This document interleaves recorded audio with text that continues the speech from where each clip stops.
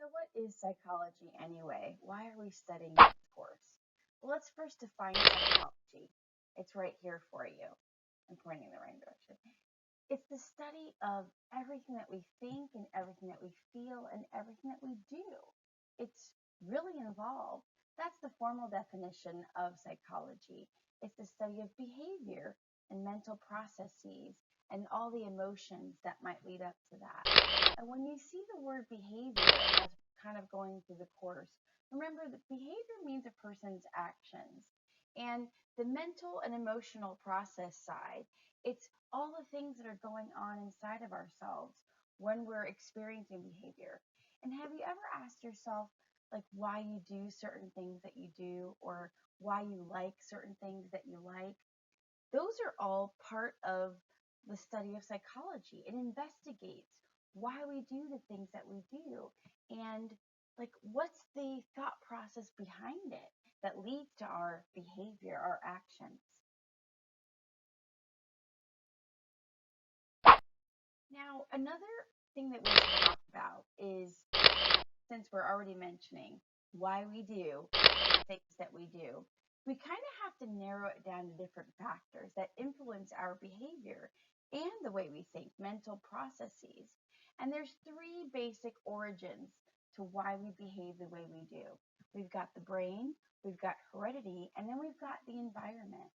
And when we're talking about the brain, it is really like a magnificent centralized computer that is you. The brain is made up of all kinds of nerve cells. And when we talk about Unit 3, we'll talk about the neuron and how all that works. But the brain is absolutely fascinating. It's like the last final frontier. So much that we don't know, so much yet undiscovered. And everything that you are really comes from the brain. It holds your memories, it controls your emotions through chemicals. So remember that everything that we perceive about the world, everything that we see and we smell and we taste, all the sounds that we hear, all those, right, all those sensations go into our brains so that we could perceive them, we could perceive our world. Something else that's really important, that kind of answers the question why we do the things we do might be heredity. It's tendencies handed down from generation to generation. And that's where genetics plays a role. Has anyone ever told you that you're funny like one of your parents, or that you're um, athletic? Or even if they say things like you're tall, or, the fact that you have blue eyes, right? Or have brown eyes. Those are genetic links, genetic factors. So much of who you are might be through your inheritance, what you inherited from your parents. And that would be number two, genetics. And the last one is the environment. Are you one of those people that think that you are who you are because how you're raised? Um, my mother would say things to me like, well, I raised you right. You better know the difference because I raised you right. Like, as if she, because of her influence in raising me, makes me think a certain kind of way. Could that be true? The way our parents raise us, does that make us who we are? And that's the environment they're talking about. A lot of times when you see the word environment, you think trees and sunshine, and well, yeah, that's the environment too. But in psychology, when they're talking about a factor that influences behavior of humans, the environment is everything around us. It's the people, it's the way we learn from experiences, it's the way we remember experiences and how we apply them to our lives. Here's another example, a bad breakup. When you go out with someone for a while and they hurt you very badly, what might happen the next time you start dating someone and you start a new relationship? Might you be a little nervous? Of course, because of your past, because of your past experiences. You might actually be very weary of the next person that you're dating, or you might have trust issues. Where did that come from? That comes from past experience. That's your environment too. So those are the three factors that influence your behavior. Now, why are we studying this subject? And there's two missions of psychology that you should know. The first one is that we are here to understand behavior and mental processes. We're here to understand why we do the things that we do and also understand the mental processes of others, why they do the things that they do. And the second reason why we study psychology is because it helps predict behavior. And I know it sounds bad when I say this, but it also helps manipulate behavior, if you know what I mean. And let's just talk about children real quick. I have pictures of children all around me. Do you see them? Children, especially when they're very small, you can manipulate their behavior by a series of rewards and punishments. You know, if they misbehave, what do? We put them in timeout to decrease the frequency of that behavior that preceded it. When they do something great, what do? We say, "Good job, I'm so proud of you." Isn't that manipulating behavior? When you want to see a behavior increase, right, we reward it. When we want to see a behavior decrease, we kind of punish it. And that's a form of manipulation. It's behavior modification, I should say. And that's all a part of predicting behavior. And you've been doing it all along. So you are already practicing the mission of psychology. Like, for example, your parents. When you want to ask them a favor or you need something, when is a good time to ask them? Is it when they're in a bad mood, when they walk in from work and they had a tough day? No, I wouldn't either. Um, you watch your parents closely and you wait until they seem like they're in a good mood, and then you ask the favor or you ask permission to do something that you wanted to do. That's predicting behavior too. And the mission is, it's kind of like connected, because if you understand mental processes, you're able to predict how people will behave next.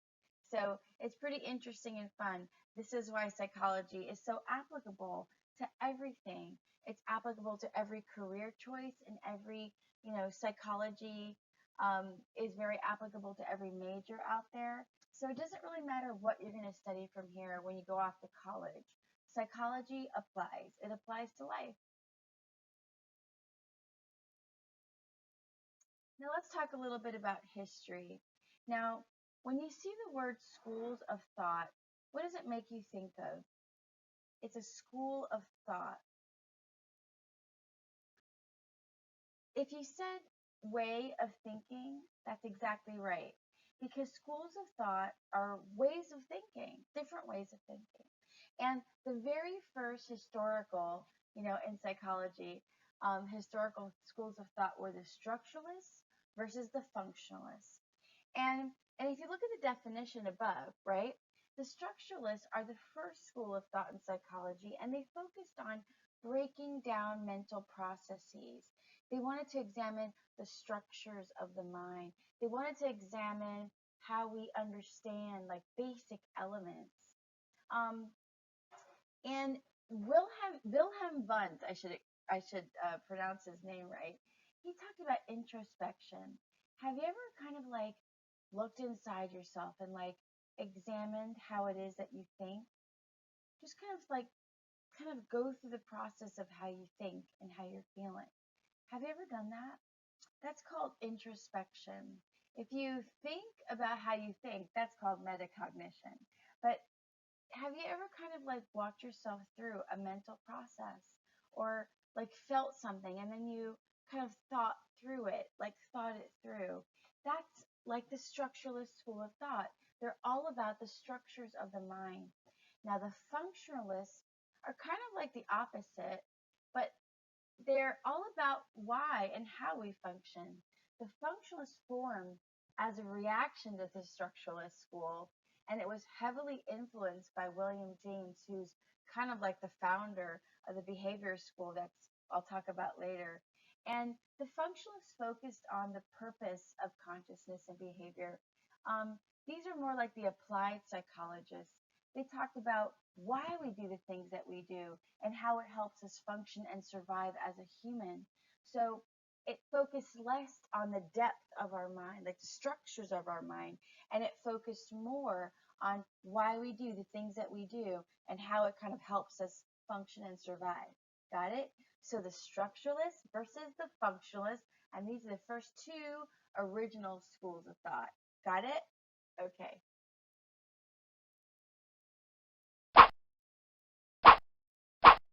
So it's important to talk about some historical figures from the very beginning of psychology. John Locke, right? And these are all, if you study philosophy, you might run into some of these names because they're kind of important. And John Locke said that we were born blank, that we were born tabula rasa, that we were born just blank. And then you know what teaches us? The world, the world and your experiences. And as you grow and change, that's what teaches you and molds you into the human being that you are. John Locke.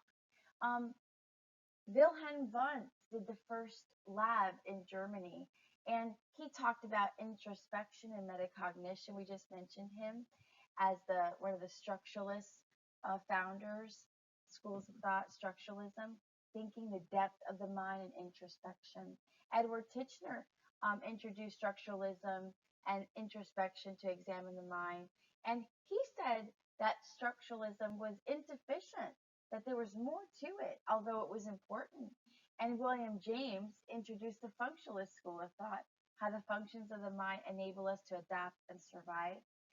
Thomas Hobbes said that the soul, the spirit, the mind, that they're meaningless, that the only thing that exists are matter and energy, that we could see, that we could touch things that are tangible, very much a behaviorist. He says if you can't see it, you can't measure it, well, it can't exist.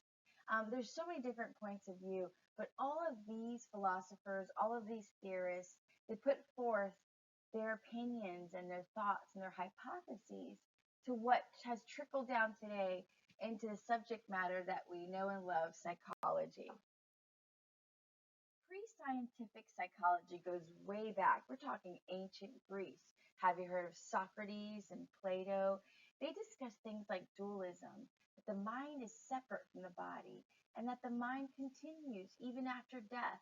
That sounds very spiritual, right? And Rene Descartes said that the physical world is not under divine influence, but rather follows observable rules and laws, that humans, we, are predictable. And humans have a mind that we can't maybe observe and touch and feel it, but it might not be subject to all natural laws like animals, but that we still have like these observable rules that we guide by. Yet we're complex and complicated, so we're not like everything else like animals, that we're a little bit beyond animals, and that we're deep thinkers, and that we can kind of go very deep inside of ourselves. And there's probably so much the human mind can do that we still haven't discovered. Pretty exciting, huh? Okay, so let's review. The two original schools of thought, you'll see them in yellow, functionalists versus the structuralists. And the functionalists were all about how consciousness works. See that little gray box? It kind of sums up what functionalists are all about, how consciousness works.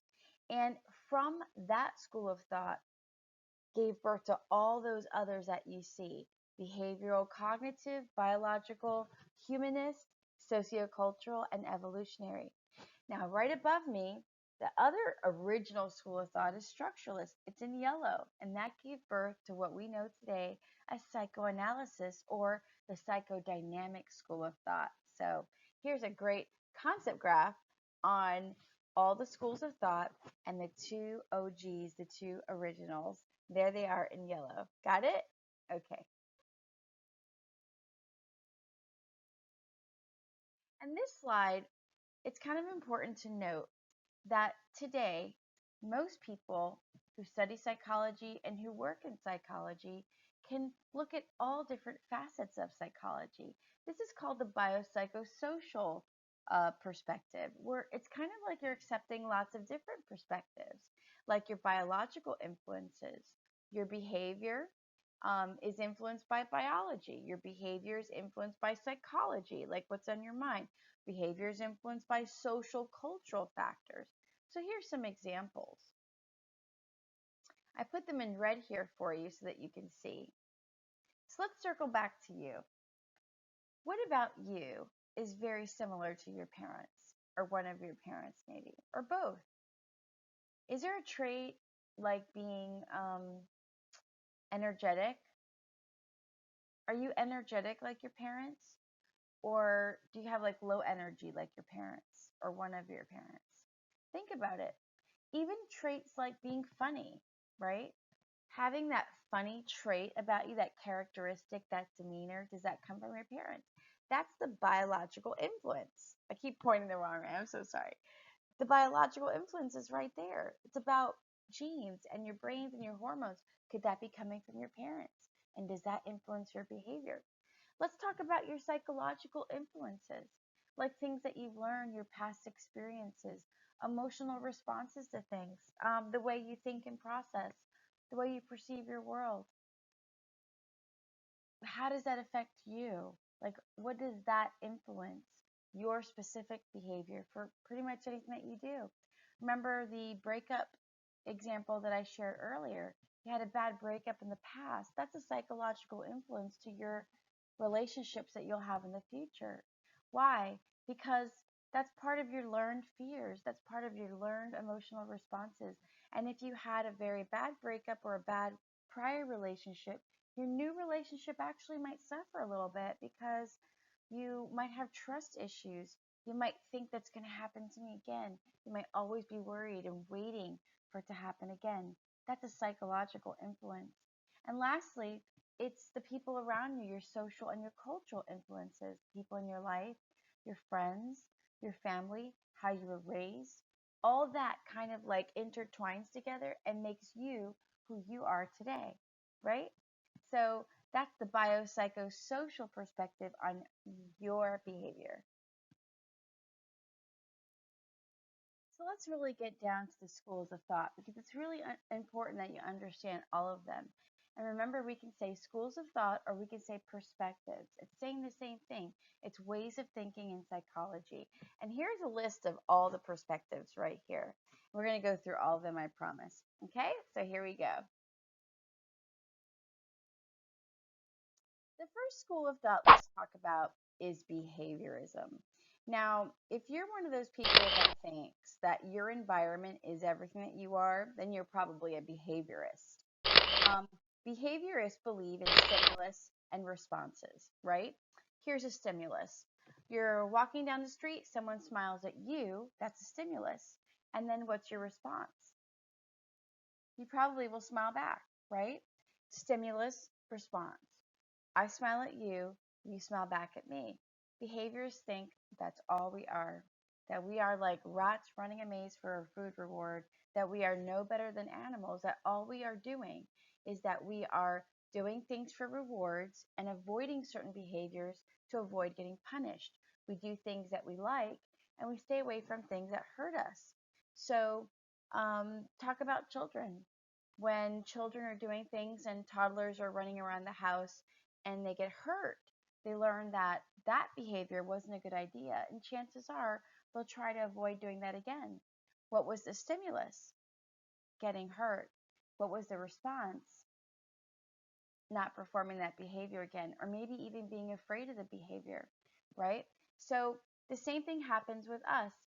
Um, for example, we could wear a shirt, right? A sweater, a shirt, and someone compliments the shirt and says, "Hey, you look great in that shirt. That color is so great on you. It brings out your eyes." And you're like, "Wow, okay." Will it increase or decrease the likelihood of you getting another color shirt like that one the next time you go to the mall or you order on Amazon? Chances are it increases the likelihood because you just got complimented and it feels good. When you get rewarded when you do things, you'll do them again. That is behaviorism, stimulus, response. And they say that's life, right? Why do you go to school on time? Because if you don't, you get in trouble. Why do you turn in your homework? to get a good grade. Because if you don't, you fail. And if you fail, what happens? Exactly, right? Parents will get mad. You won't get into a good college, right? You want your transcript to look good. Why? And you're delaying your gratification for that. Think about that. You work so hard for what? Because 2 or 3 years from now, you're going to college, right? That's stimulus and response. You're doing something to get something else, right? You're reacting to a stimulus, and that is what modifies your behavior. Now there's a marshmallow test, and I'll post that video so you can check it out. And it's about delaying your gratification. You might have seen it where they put marshmallows in front of a little kid and they ask them, okay, if you sit here and you wait for the marshmallow and you don't eat it, after 3 minutes, I'll give you 2 marshmallows. And teenagers, right? We can do this. When I say we, I'm definitely not a teenager, but you know what I mean. Adults can do this too. It's like a diet, right? I Why am I dieting? To lose weight. What's the reward in losing weight? Um, Feeling good, like better health, looking better in my clothes might fit better, right? So think about why people do something so self-sacrificing, like not eating certain foods that you like dieting. Why do you delay your gratification? And that circles back to you. Why do you take AP classes? They're harder, but what's the reward? You get those quality points, your GPA, get that college experience and college's favor that you take AP courses. So it's all delaying your gratification. You work hard for a bigger payoff later. Okay, and so people like John Watson, and we'll see one of his experiments coming up in Unit 6. John B. Watson considered behavior to be a series of actions, that we have no free will. He said that babies are born squirming, writhing little balls of flesh, and that the world then creates them. And he said that he can create anyone. You give him a baby, he says, I can make a doctor out of this baby, I can make a lawyer out of this baby, a contributing member of society, or I can make this baby into a criminal. I can make this baby do terrible things. Um, and he said that people are made, right? They're not born that way. They're made that way. Yeah, he would conflict with Lady Gaga's theory. Yeah. So, how much of you is nature and how much of you is nurture? This is the nature nurture debate. And if we talk about something as serious as serial killers, right? That's pretty serious and pretty scary. Are serial killers born that way or are they made that way? Is it their genetic predisposition to be antisocial and evil like that? Or did something happen to them in their childhood that made them this way? And that's the big question of nature nurture. And it also brings us to the question is, where do evil people come from? Were they born that way from evil parents? Or were they created that way because of an abusive childhood? And really the question, it's a good one. The nature nurture debate is still being debated. But I'll give you the answer really. Here's what contemporary theorists believe, that nature nurture is really the debate. It's the answer is that it's really a combination of both nature and nurture.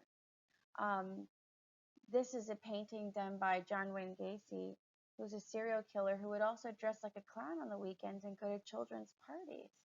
Um, and then he would do horrible, horrible things and kill boys. And I think he buried them under his like the basement of his house. What makes people do that? They look like everybody else. They act like everybody else, and they could like pretend like they have human feelings, but then they do atrocious, atrocious things. This is a picture of Ted Bundy. People wonder, Ted Bundy seemed like a normal guy. He was going to college, he had a girlfriend, um, he did normal things, but then at night, he was doing these horrible atrocities and killing young girls. What makes people do something like that? And the nature nurture debate goes on. What makes evil? We're not exactly sure. There's Dr. Philip Zimbardo is one of my favorites, and he came up with something called the Lucifer effect, and he believes that everyone has the potential to be evil, to do something really wrong, but if the situation warrants it. Um, and if you watch those like apocalyptic movies or apocalypse shows, like I'm a big fan of The Walking Dead. I've never missed an episode in all the seasons, never missed one, never. And I'm a huge fan. And I like watching that show because it puts people in a really weird situation when you have no food, no electricity. You're fighting amongst each other for limited resources, and then you're also fighting these zombies. There's a lot of psychology in The Walking Dead. What makes you do the things that you do might be the situation that you're in. It isn't because, but it might be because of your horrible circumstances. Now, this brings us to the next perspective, which is the cognitive perspective. So, we're moving away from behaviorism, we're moving away, and we've stepped into a new perspective called cognitive. Now, when you see that word cognitive, I want you to think of any and all mental elements. Any and all mental elements. That includes how you process information, how you perceive the world, how you think, how you remember, why you forget. All that goes under the realm of cognitive. And the cognitive perspective says you are who you are because of how you think. And if you think positive thoughts and you have kind of positive notions and you are upbeat and positive, wouldn't you imagine that your behavior would be so? Be also positive, that you would say positive things to people. That's what cognitive perspective says, that you are who you are. It's because of how you think. And there's like kind of like above me there, do you see that little cartoony thing? And the guy's like, they're talking about me, and then they're all talking about me. It's the same statement. They're talking about me. But when you're saying, hey, those people are talking about me, are you being paranoid or are you proud? Hey, look, they're talking about me. It's all in how you think. It's your perspective. So if you have good self-esteem and you say people are talking about me, you might think, oh, they're talking about me in a good way. But if you're kind of paranoid and you have paranoid thoughts, maybe a little anxiety and low self-esteem, when you see people talking and they might be talking about you, you get worried and you get anxious and you're like, they're talking about me. That's a big difference, right? Okay, cognitive perspective, how you think. So when you see the word cognitive, think of thinks.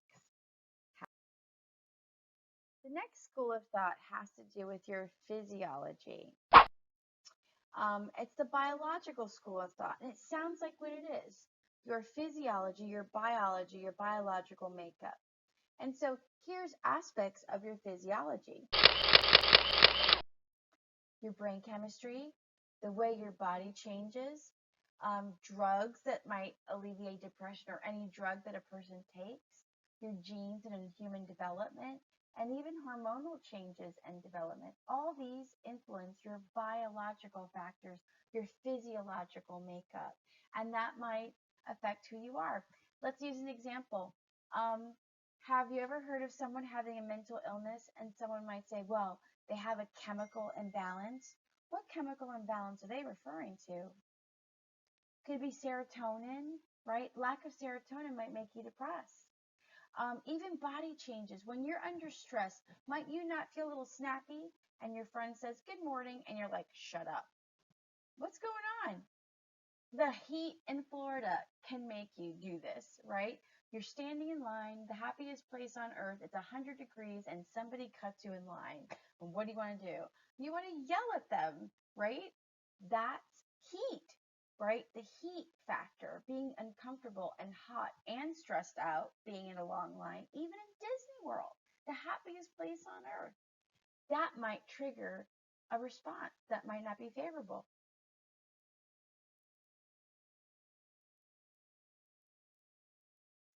The next school of thought is called humanism.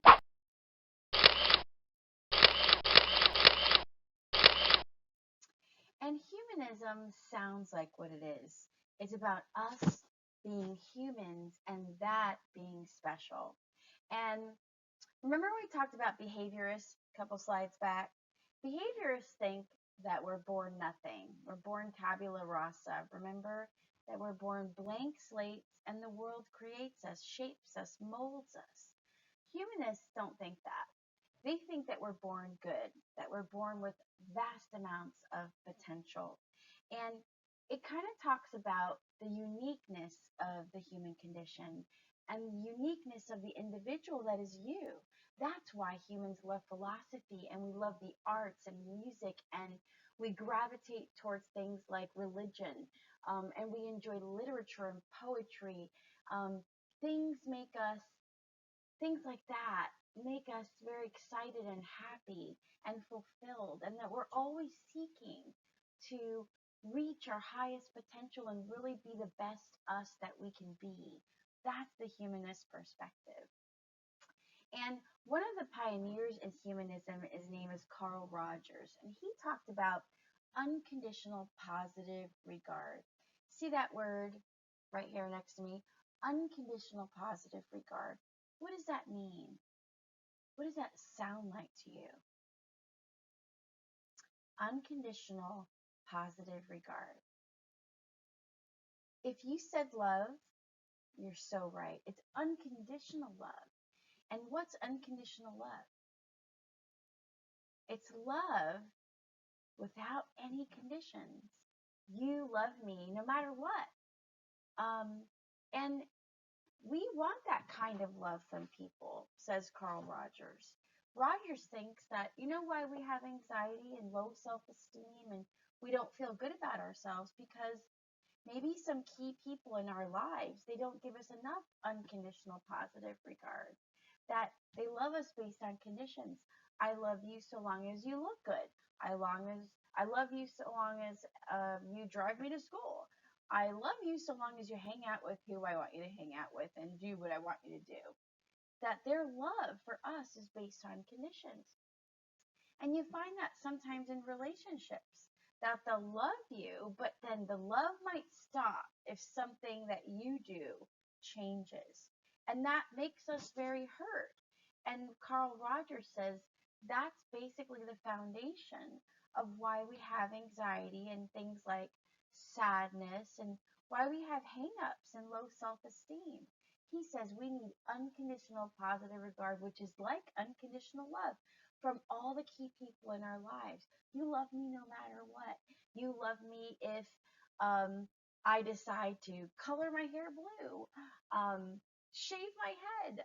I decide to hang out with a different group of people or listen to music that you don't like or go places that you don't necessarily approve of, but that's what I like. And you love me no matter what. That's what unconditional love is. And Carl Rogers says that as humans, we need that, that we wish for that all the time. We just want to be accepted and we want to belong, and that's going to help our self esteem. And we're also going to hear from other humanists later, besides Carl Rogers, that will tell us a lot about our self esteem. And that's coming up in the near future.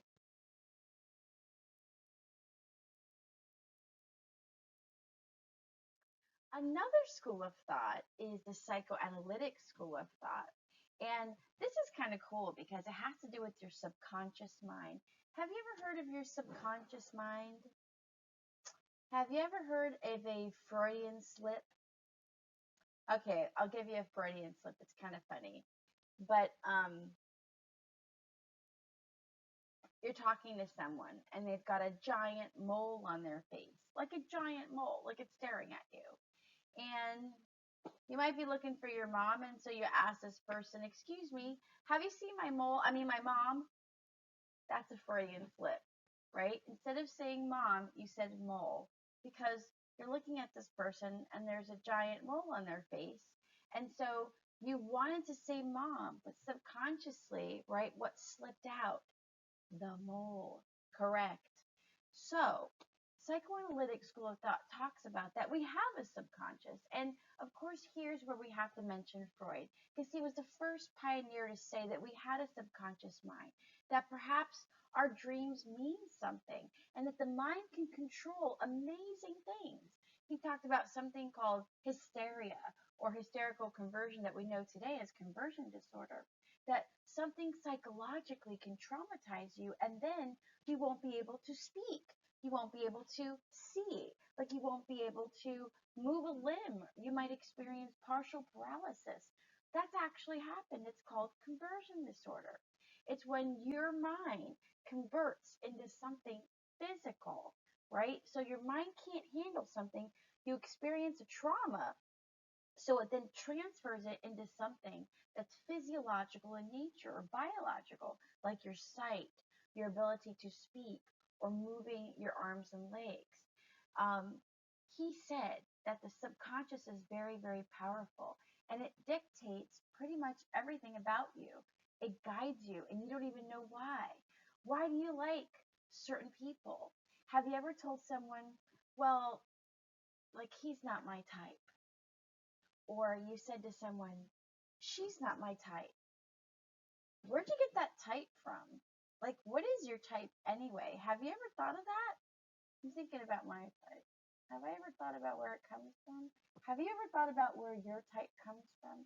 Could it be subconscious? It comes from childhood, and that's why you like the tall, dark, and handsome? Or that's why you like the, you know, the tall, athletic blonde? Is that, where does that come from? Where do your preferences come from? Like, why do you like certain kinds of music? Where does that come from? Now, Freud might say it might come from childhood. You don't even know it, and it guides your everyday life as an adult. Cool, right? That was Freud. He was very cool. A lot of controversy behind Freud. We'll talk about those later. Another school of thought is called the evolutionary school of thought, and this is all about survival. It pretty much talks about all human behaviors are about surviving. And think about things like anger. How does anger help you survive? How does fear help you survive? Well, I'll tell you. Um, it's called fight or flight. Your body, like when you walk into a dark room and you can't see anything, even your own house. Oh, come on, people, right? You've walked into your dark house and you've been scared, or has electricity ever like gone off like totally in the house and there's no electricity, no humming of the air condition. It's pitch black darkness and quiet, right? And you're scared and it's your own house. Like, why does that happen? I'll tell you why. Fight or flight kicks right in, and your brain goes, uh-oh, emergency. We can't see in front of us. We don't know what's 2 feet in front of us, even if you're in your own house. And then your fight or flight reaction starts. And what happens? Your eyes widen, right? Your jaw might kind of drop and go, right? You're taking in more oxygen, right? There's more blood getting to your extremities just in case you have to run fast, right? Adrenaline is pumping through your veins just in case you have to like lift up something heavy or fight, right? It's flight or fight. Either I'm running or I'm fighting. And that's how it helps you survive.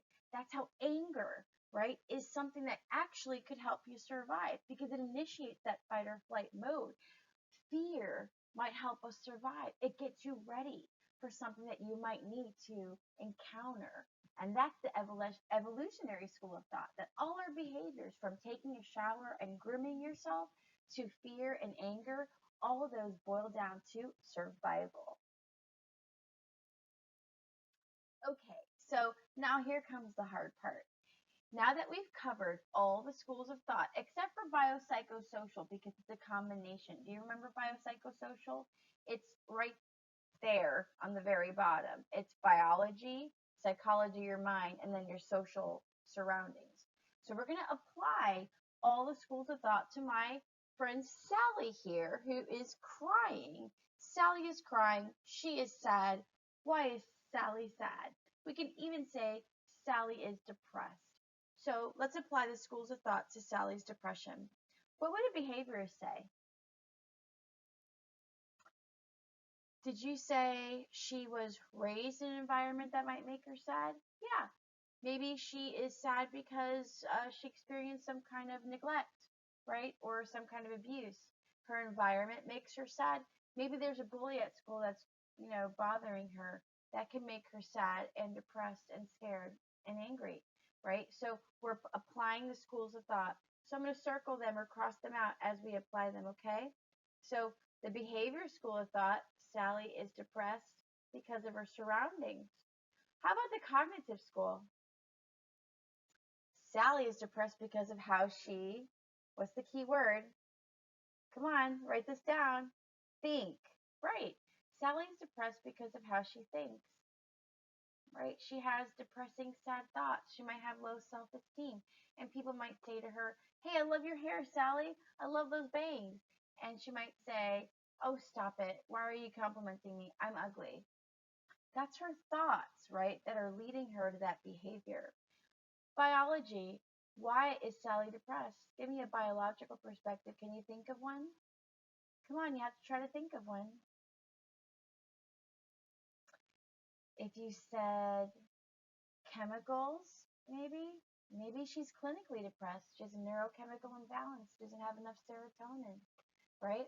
Um, she might be experiencing some hormone issues, right, making her depressed. It might be the menstrual cycle sometimes has that effect on women where they feel a little bit depressed, especially like the week before the menstrual cycle. That's biological reasons to be depressed. Good. Let's talk about humanism. Why is Sally depressed? She hasn't gotten enough what? Unconditional positive regard, says Rogers. Maybe she feels like the key people in her life don't love her unconditionally. Give me a psychoanalytical reason she could be depressed. It's going to come from childhood, right? The subconscious. She doesn't even know why she's depressed. But it might come from something that is, in her subconscious that's plaguing her and it manifests as an adult. All right, give me an evolutionary reason she's depressed and sad. That's a hard one too because it's about survival, right? So maybe sadness is a way of coping with hardships that she experiences, and it's a release. Crying could be a release that actually heals. If you ever saw that cartoon Inside Out, sadness, she's important. Why? Sadness is important because sadness heals. When you cry and you vent, right, and you let out those emotions, it has a healing effect. And that helps you survive. An evolutionary perspective on depression. Biopsychosocial. Why is Sally depressed? Because of maybe a combination of different factors. Her biological makeup, maybe her chemical imbalance or her hormones, her psychological, right, state of mind, how she's thinking, and then her social surroundings, her troubles, maybe in school or with friends, can make her depressed. You have to be able to take any scenario and be able to apply it to the schools of thought. Are you ready to do that? If you're not, you have to replay the slideshow about the different schools of thought and make sure that you have them under your belt and you've got them with confidence. Got it? Okay. Well, here's a practice on how to apply the schools of thought to different scenarios. And so you have two scenarios here, aggression and obesity. And they're two very different things. When you are aggressive, you are being, aggressive. You're being maybe a little violent. You're yelling, you're screaming, you're angry. What leads up to that? Can you look at the behavior of aggression and look at it through the lens of all those different schools of thought? And then obesity, overeating. Um, think about what contributes to that, and you're going to fill in the box. Let's do the first one together. Let's do cognitive together. What would be a cognitive reason that a person is aggressive? What's the key word for cognitive? Did you say thinking? Because you're right, it is thinking.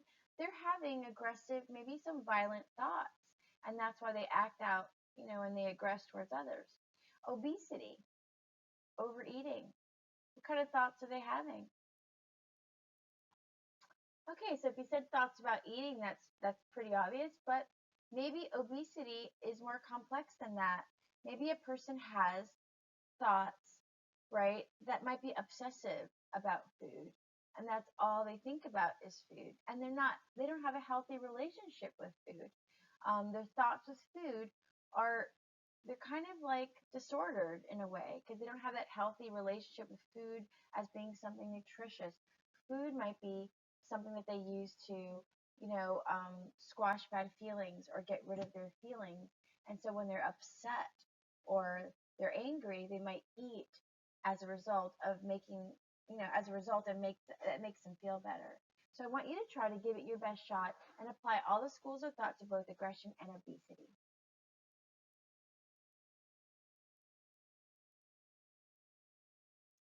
Okay, so let's talk about the different types and varieties of psychology.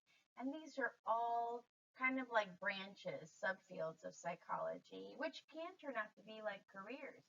If you look at psychology as basic science, I'm right up here. If you look at the basic science part here, up here, basic science.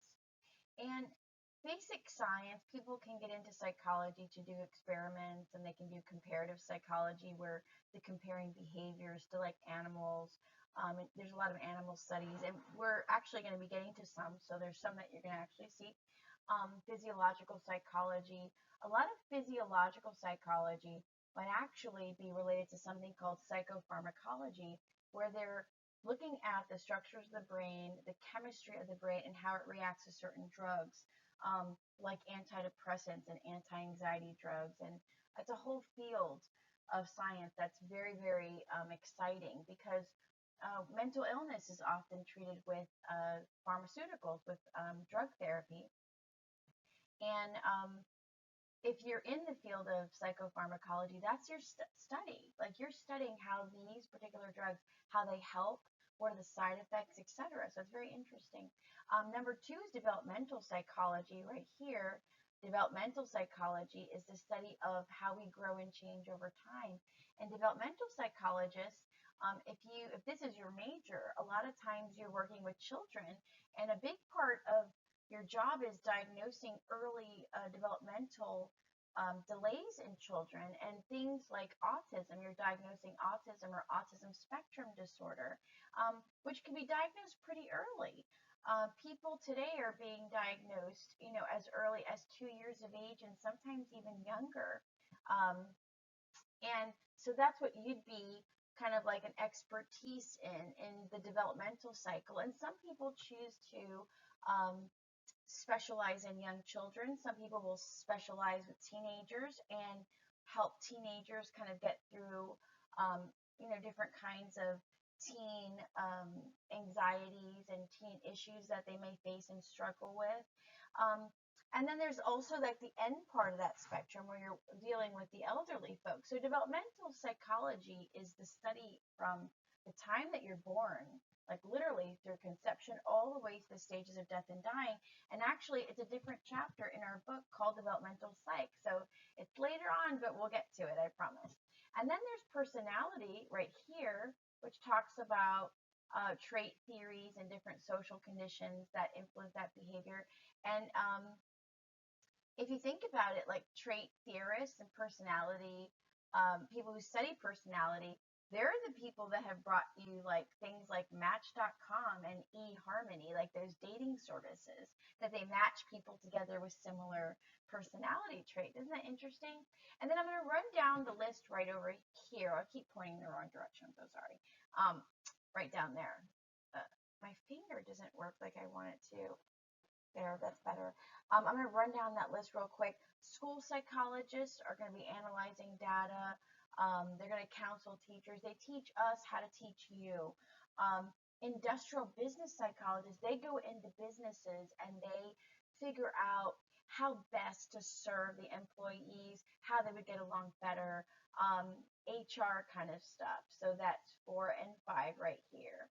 Educational psychologists, most of them work downtown. They do curriculum. So they decide what is best to be taught at what age for you.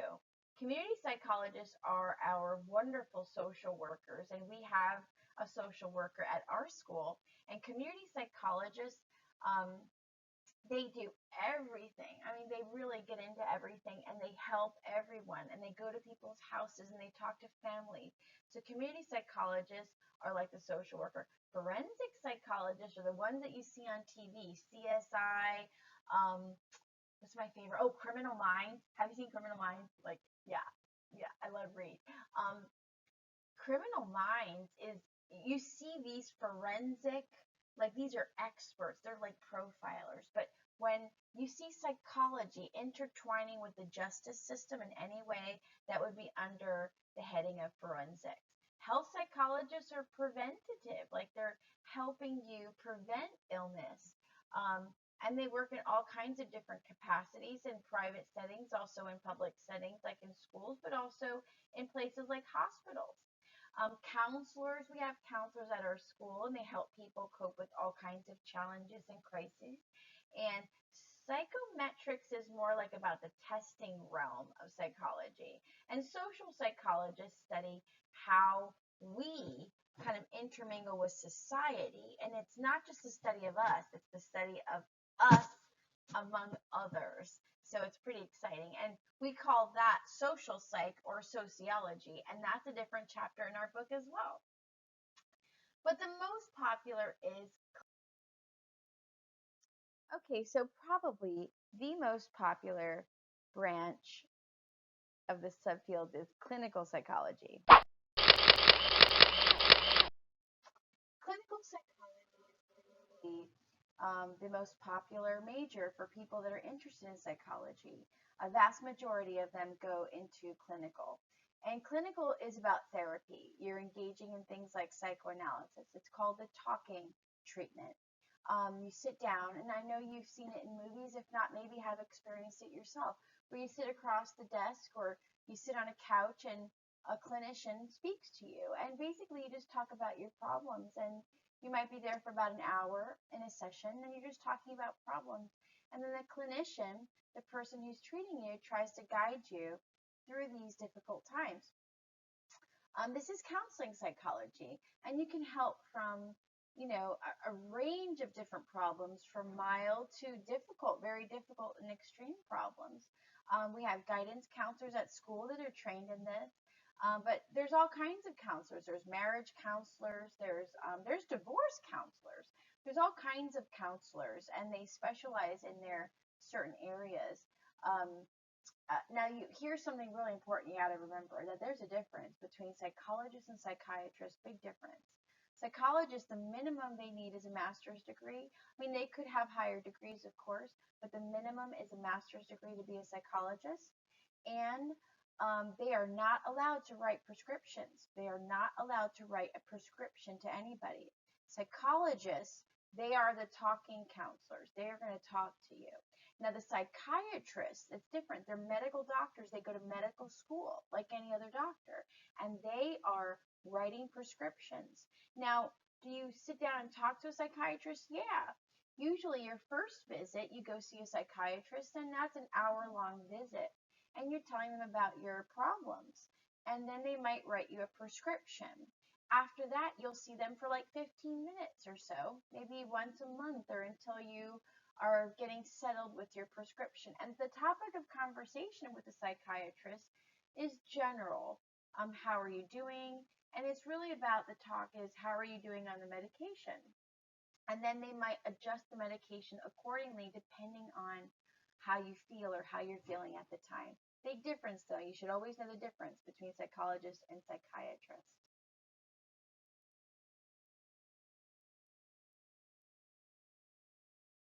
The major subfields are right here, and we just kind of went over them before, but I have them here again.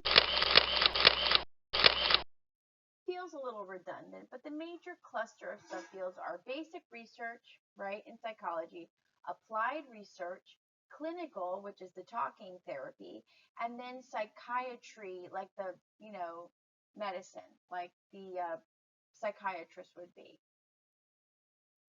And I gave you some charts here just to kind of give you an idea of the pay scale of people that get into psychology. If you're thinking of psychology as a career, the pay really changes year to year. But if you're working for things like state and local government or a private or practice, right, you're going to be making higher than would be people who are working maybe like for schools and things like that and nonprofit. Here's another quick chart on the 10 most popular jobs for psychology. Social worker is up there, mental health counselor is up there, case managers. ABA is a kind of therapy that they're doing for, especially for children on the spectrum. ABA is very popular. So these are just some ideas of career choices. But I'll tell you right now, we're just starting the course. And even if you're not thinking of a career in psychology, and let me tell you, in class, I often would say, raise your hand if you're thinking of a career in psychology. And very few people raise their hand. But here's the good news, the one or two people that do raise their hand, that's kind of cool. They're in the right place. But all of you out there who are not thinking of psychology as a career, you're still in the right place because everything that you learn in this course is applied to you. It's applied to your life. And you could, that's the cool thing about psychology. You could take these things and you could apply them. Um, and it kind of like helps you understand human behavior, yourself and others. So it's a win-win.